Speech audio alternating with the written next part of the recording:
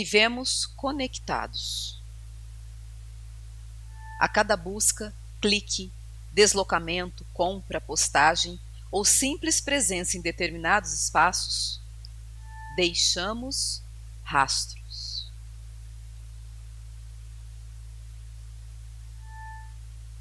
Muitas vezes, esses rastros parecem invisíveis, inofensivos ou até necessários para garantir segurança, praticidade e acesso a serviços. Mas o que acontece quando a observação deixa de ser exceção e passa a fazer parte da rotina?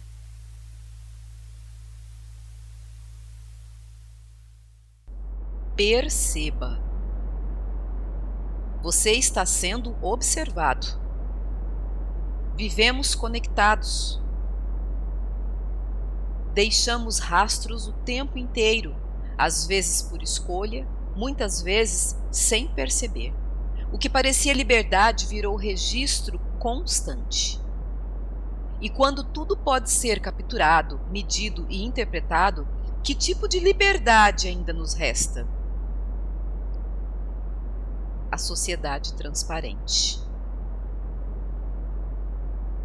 Se não tiver muita consciência e cuidado ao usar isso, os nossos perfis eles acabam sendo absorvidos por essas plataformas, né, por essas big techs, e isso nós estamos expondo, isso é muito sério, né? Às vezes as pessoas não têm um pensamento crítico sobre os riscos que é de expor dados pessoais na internet. Então esse é um ponto importante que a gente precisa saber colocar, porque os nossos dados, as informações, as nossas produções estão sendo colocadas ali. Então que a gente faça isso com muita consciência, com muito cuidado, no sentido de que as nossas trajetórias, o nosso currículo de formação, das nossas produções acadêmicas, elas sejam muito bem colocadas com fundamentação para que isso não seja utilizado de uma forma abusiva aí pelas Big Techs.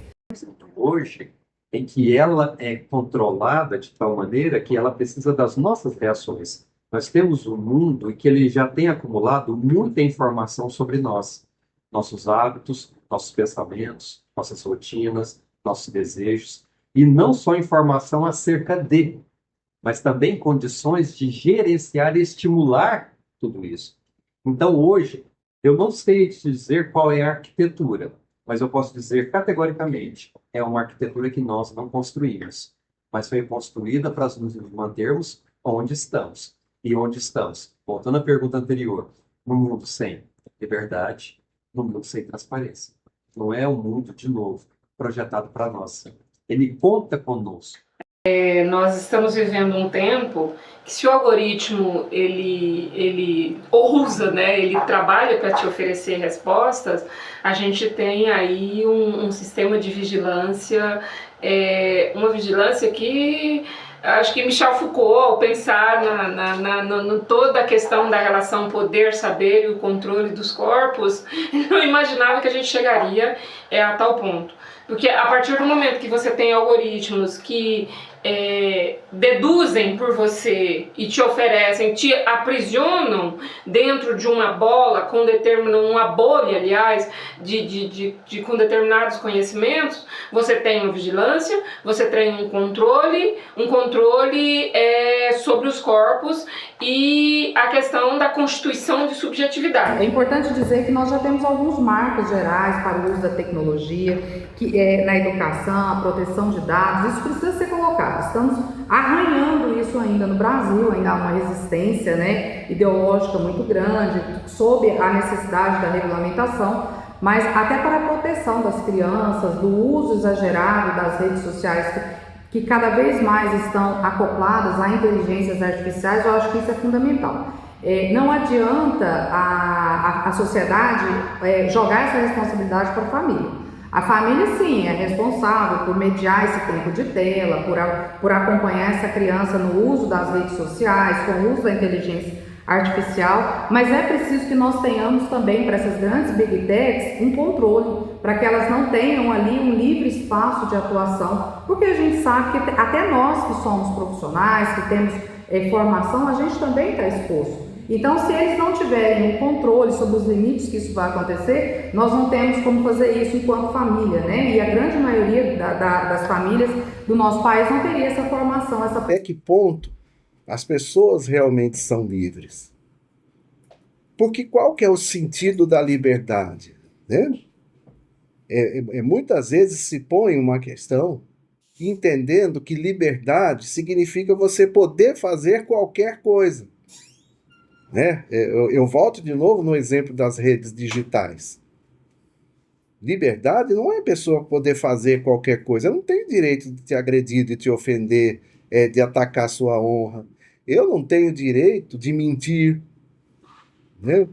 Eu não tenho direito de defender a volta da escravatura. Eu não tenho direito de defender a homofobia. Eu não tenho direito de atacar pessoas, né?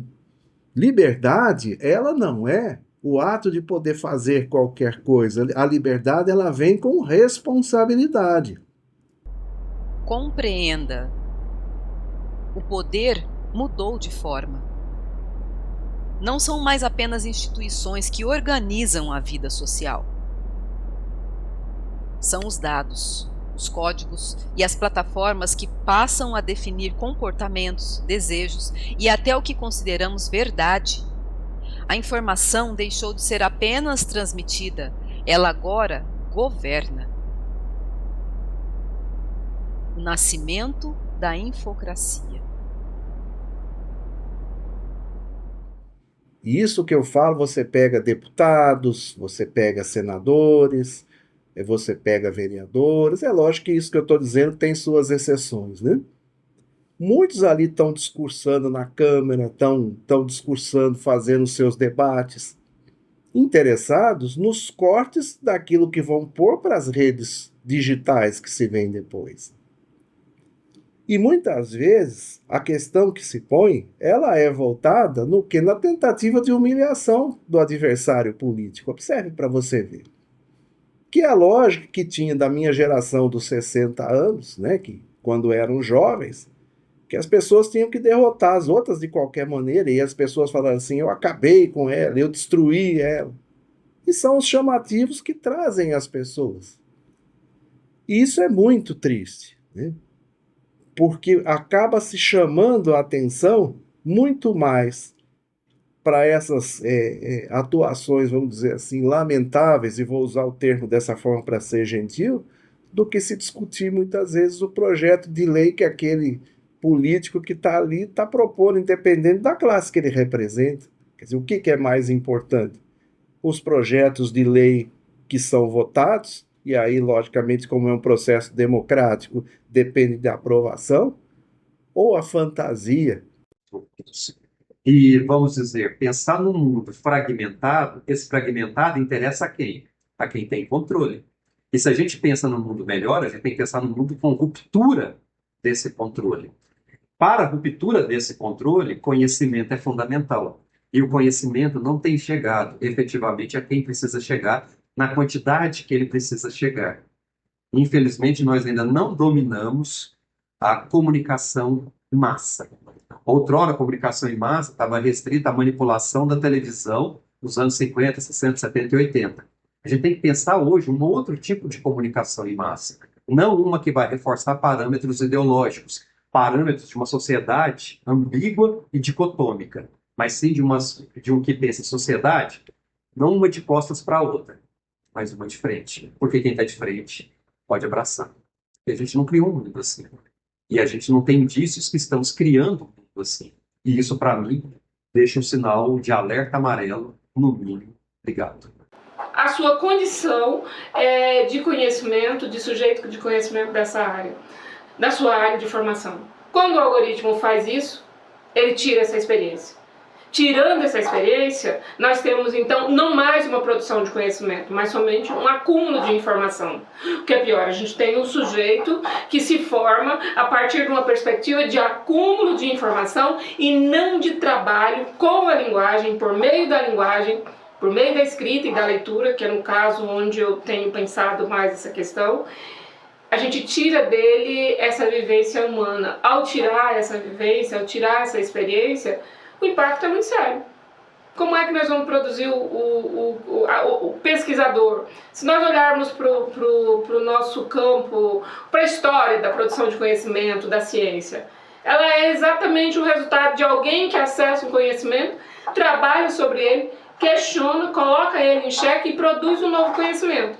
Se a gente tem um algoritmo tirando essa relação, nós vamos produzir seres humanos passivos, que não questionam, porque eles não precisam questionar, eles estarão sempre saturados de respostas. A gente vê que não. A parte crítica do pensamento, ela é sempre humana, ela não é artificial.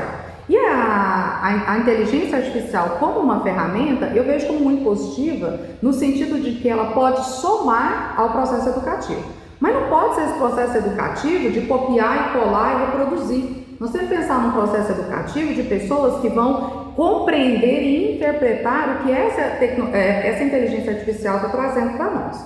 Pensando em estudantes do ensino médio, aí no ensino médio integrado, dentro dos institutos federais, nós temos que imaginar que esses sujeitos eles estão vindo, né, de uma formação de nível fundamental que talvez ainda não tenham despertado nele esse pensamento crítico. Então, para nós, aqui dentro dos institutos federais, cabe a nós a promoção, mas para isso nós temos que estudar. Eu, como sujeito mediador desse processo educativo, eu não posso demonizar a tecnologia como sendo algo que vai atrapalhar o processo educativo e impedir o uso dessa tecnologia dentro da sala de aula, e nesse caso a inteligência artificial, mas por outro lado, eu também não posso ser romântica ao ponto de achar que isso não vai interferir.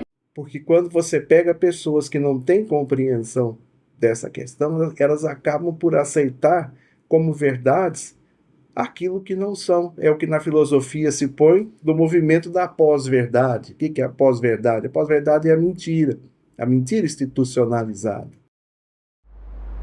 Questione. Suas escolhas não são neutras. Cada clique, cada busca, cada segundo de tela alimenta sistemas que transformam nossa vida em dado. O que parece conveniência pessoal é, na verdade, matéria-prima de um modelo econômico que lucra com a previsão e a modificação do nosso comportamento. O capitalismo de vigilância. Por quê? Porque o século XX ele foi acompanhado de revoluções tecnológicas, trazendo uma inovação histórica, vamos pôr assim. Que era o quê? Que as grandes revoluções tecnológicas não impactavam na superação radical do modo de produção capitalista, que era a forma, imaginava-se que, ao se acentuar as crises, que esse era um movimento que se vinha até então na história da humanidade, que as crises fariam ruir o modo de produção. Lenin apostou nisso, tá? Entre outros, Marx apostou nisso.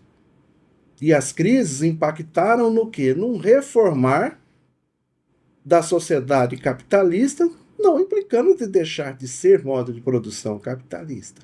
Então, quando a gente olha para Big Techs, que coletam dados de forma ilegal de milhões de pessoas para treinar seus sistemas de IA generativa, não precisamos de uma lei nova. Porque essa é uma apropriação extrativa de trabalho alheio que é plenamente legal. Então, as Big Tech e os lobistas estão tentando e conseguindo, em alguma medida, moldar os consensos e acertos e pilares jurídicos, morais e legais às suas demandas e não o contrário. A formação para a produção de conhecimento, muitas vezes, ela precisa ser lenta, ela precisa ser um tempo de idas e vindas. Então, acho que este é um movimento que precisa hoje direcionar o trabalho dentro da universidade, para que o aluno não encare a sua formação, a universidade, a formação, os professores. Acho que todos nós temos que olhar para isso. Não é uma formação de resultados, não é uma formação de urgência. A formação universitária ela é uma formação que demanda tempo, ela é uma formação para a vida, ela é uma formação em que se precisa que professores e alunos se coloquem em processos de interação, no processo de relação entre sujeitos que produzem conhecimento, mas que, sobretudo, não se deixem dominar pela lógica da urgência capitalista e muitas vezes sem sentido. Porque para mim é isso, uma formação pautada na urgência, de que eu preciso fazer o resumo correto o mais rápido possível do maior número de informação possível, isso para mim é uma inversão da lógica da formação que a gente busca e precisa fazer na universidade, quando a produção de conhecimento está em foco. É a grande luta, a resistência. Né? As coisas nem sempre são ou não são. Mas a grande luta, ela passa por nós entendermos que não dá para você naturalizar relações sociais. Relações sociais, elas são intencionais. Elas são de classe. Elas querem chegar a algum lugar. Resista. Nem todo código obedece. Algoritmos decidem o que vemos, quem aparece e quem fica invisível. Eles carregam escolhas, vieses e interesses, mas quase nunca são questionados publicamente. Quando decisões importantes da vida social são tomadas por sistemas opacos, o que ainda podemos chamar de democracia? O poder algorítmico.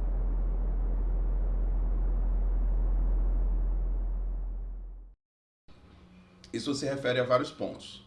Por exemplo, sistemas de recomendação de conteúdo que promovem conteúdo cada vez mais extremista. Essa concentração da circulação de mídia, conteúdo e da própria esfera pública através de sistemas algorítmicos gera novas hierarquias sobre quem decide o que vai ser visto ou não. Quando o algoritmo decide quem será visto, quem ele torna invisível? Bom, eu defino o racismo algorítmico como um modo pelo qual os sistemas de inteligência artificial têm expandido, escalado e ocultado alguns mecanismos de discriminação racial em sistemas que abarcam de reconhecimento facial, a recomendação de conteúdo nas mídias sociais ou IA generativa. Há diversas bases de dados e levantamentos sobre os danos reais já analisados pela literatura científica e pelo jornalismo relacionado a impactos da inteligência artificial. E um consenso entre os pesquisadores críticos é que não se trata apenas de uma questão de código. Há diversas observações que mostram que diversos fatores institucionais e estruturais estão em jogo.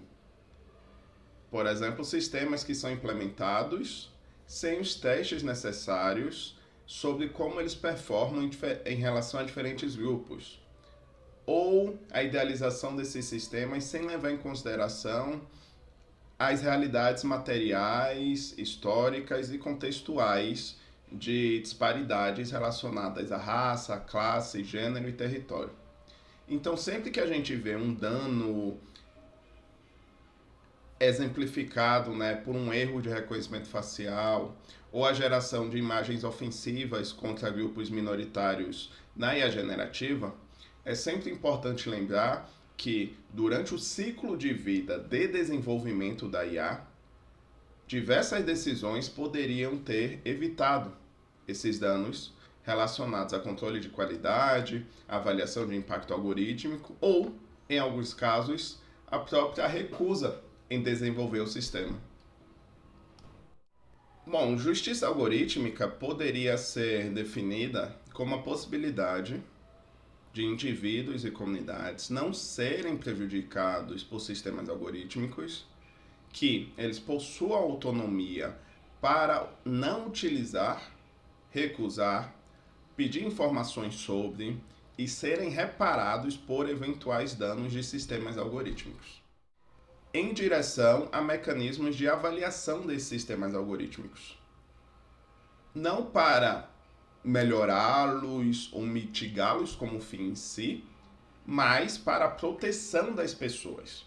Então, se um sistema repetidamente representa malefícios e impactos nocivos, talvez isso seja um sinal de que esse sistema não deveria existir. Porque hoje muito do que se constrói em torno de inteligência artificial é que os sistemas são muito errôneos hoje, são muito nocivos hoje, mas no futuro vai ser mais benéfico para a sociedade. No futuro vão ser menos imprecisos. Então, aguardemos para o futuro, para a sua implementação e normalização.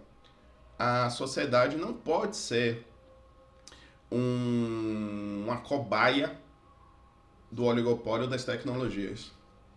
Nesse contexto, o uso dos algoritmos, da inteligência artificial, do uso massivo das tecnologias na vida humana, nós precisamos primeiro reafirmar que o mais importante é o humano. A centralidade é no ser humano, é no pensamento humano.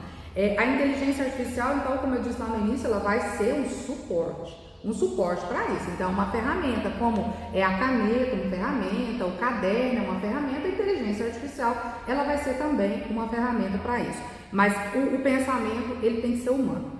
O segundo ponto que eu quero destacar é desenvolver um letramento algoritmo imediato. Nós não temos como abandonar ou fazer qualquer transformação do uso disso se nós não estudarmos sobre e a gente promover a formação daqueles que estão lidando com a sociedade. Aí nós vamos pensar em professores, em comunidade, em famílias, sobre o uso dessa tecnologia ou desse algoritmo. Então, dos seus impactos, das suas consequências, das suas possibilidades. Esse letramento, ele parte de uma formação, de uma leitura crítica sobre o que isso representa. Então, a gente não pode achar que com isso, então vamos demonizar as tecnologias, vamos nos manter distante delas. Não, eu não defendo isso de maneira nenhuma. Mas eu volto a insistir num ponto que eu já coloquei. A gente precisa trabalhar para que a inteligência artificial, as tecnologias, elas sejam meios, elas continuem sendo meios para a melhoria da vida humana. Elas sejam meios para aprimorar e ampliar a capacidade de aprendizagem, a capacidade, por isso que eu estou chamando de produção de conhecimento. O que a gente precisa estar muito atento na universidade, repito, é esta substituição, uma ideia de que a inteligência pode passar a fazer pelo ser humano.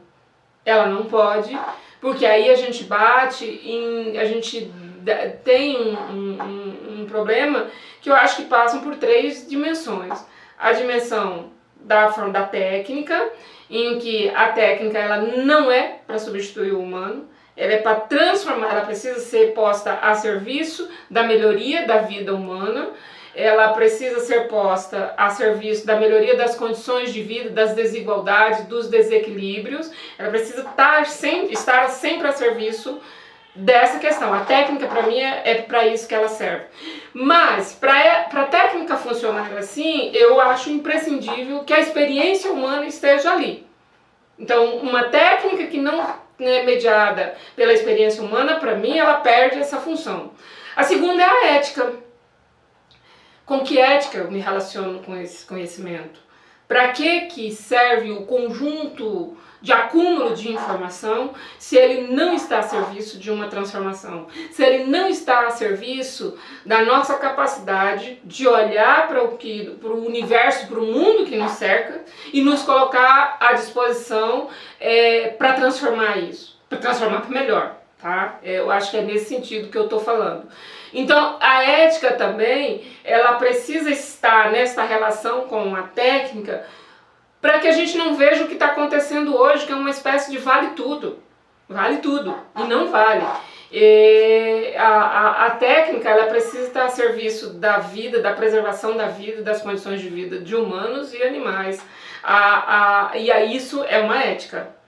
É preciso ser atravessado por uma ética em que este outro, com o qual eu lido, seja nos processos de ensino e aprendizagem, seja na produção de pesquisa, seja nas relações sociais de um modo geral. É com essa ética que eu defino por que então que eu preciso usar esta técnica, até onde eu quero chegar com ela e para que ela está me servindo. E não a técnica pela técnica, ou a técnica muitas vezes para o uso sem nenhuma preocupação, sem nenhum compromisso social de transformação. Observe. O espaço também vigia. A vigilância não ficou só nas telas. Ela atravessou o mundo físico. Ruas, escolas, cidades, aplicativos de mobilidade. O mapa já não representa o território, ele passou a governá-lo. E quando o espaço também é codificado, onde ainda podemos nos proteger? Território programado. No debate do direito de ser esquecido. Hoje, tudo que nós fazemos é marcado. Hoje, você entra num programa para fazer uma transação bancária e ele te pede a sua localização geográfica. Para que serve a sua localização geográfica para você fazer uma transação bancária? Ele quer saber se eu estou aqui mesmo? Se eu estou em Barranquilha? Se eu estou em algum outro lugar do planeta? Okay. O que a gente começa a perceber é que você é um ser que produz uma série de informações de N escopos. Informações geográficas, comportamento de consumidor, se você está num lugar A, indo para um lugar B, deslocando para um lugar C, e daí por diante. Tudo se torna dado. Uns até indica a velocidade que você tem que deslocar. Então, de novo, cadê você?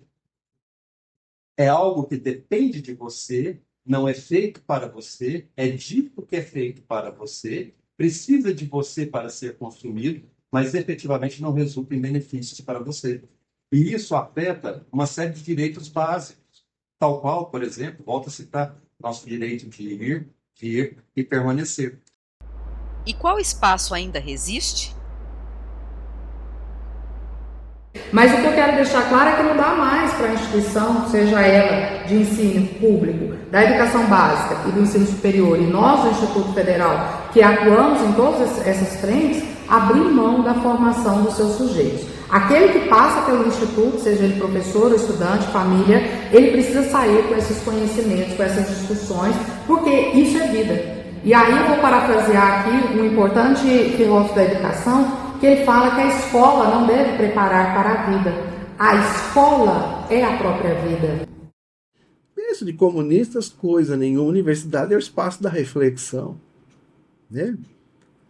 Olha, mas porque aquele professor vai fazer uma abordagem que eu não gosto, logo eu não vou ouvir. Não, eu tenho que ouvir. Concordar é irrelevante. Eu tenho que ouvir, até para colocar para mim mesmo se os meus elementos de analisar a sociedade, independente do lado que eu esteja, eles respondem. Sempre entendendo que a intelectualidade ela tem seu tempo. E atuar como um espaço de mediação social. Eu acho que os projetos de extensão, eles têm muito a contribuir com essa discussão, porque eles vão extrapolar o espaço da instituição e vão falar com as famílias, vão levar essa conversa para dentro da comunidade. As pessoas, às vezes nós vivemos numa bolha, né? Eu acho que essa expressão bolha, ela vem muito do uso da tecnologia e especialmente das redes sociais, e a gente acaba não percebendo que os outros não estão na mesma bolha que nós. Então, assim, olha, as tecnologias são usadas por todos, vírgula, não são por todos. Todo mundo tem acesso à internet, vírgula, não é assim. Todo mundo sabe como é inteligência artificial, não é. Então, a aproximação da universidade, dos institutos federais, às comunidades onde eles estão vinculados, e aí o papel junto às famílias, junto às comunidades de um modo geral, às comunidades de bairro, para poder mostrar os dilemas, os desafios e também as possibilidades disso. Eu acho que a gente consegue avançar muito enquanto instituição. Eu acho que as universidades precisam hoje desenvolver pesquisas, desenvolver metodologias de ensino, de trabalhar para produzir materiais, bibliografias, resultados de pesquisa acessíveis à população, que consigam combater hoje este caminho de uma inteligência artificial, de um algoritmo que caminha para a dominação e para a constituição da ignorância.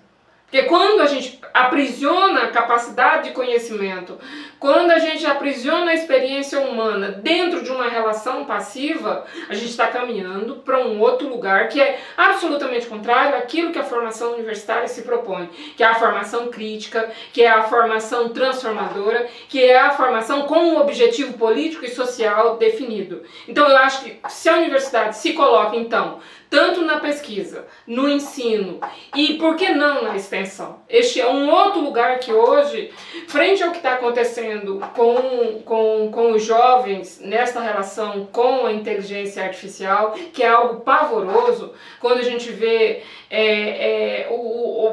desde da depredação mesmo. Eu vou dar este nome para o que acontece hoje dentro dos espaços de redes sociais.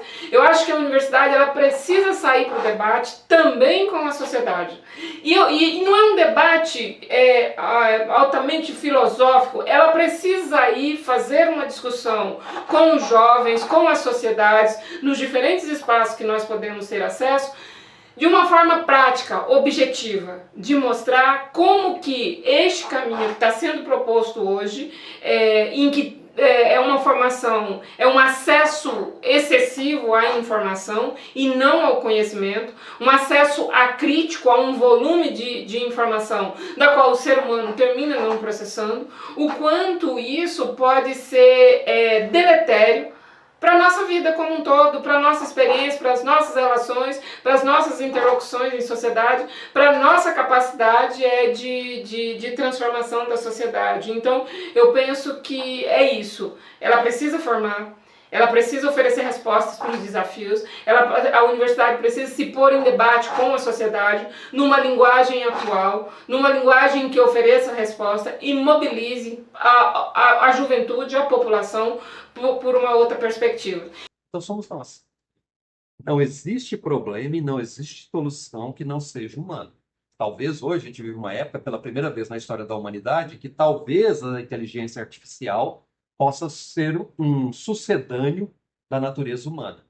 Mas, por enquanto, ainda vivemos num mundo em que o ser humano, para o bem e para o mal, ainda preserva certo protagonismo. Então não existe algoritmo matemático, existe algoritmo humano, usando de recursos matemáticos. Sistemas observam, classificam e decidem. Mas enquanto houver educação, reflexão e debate público, nenhum território estará completamente programado. Quem queremos ser diante dos sistemas que nos observam? Vigiados. Tecnologia, poder e liberdade na sociedade algorítmica.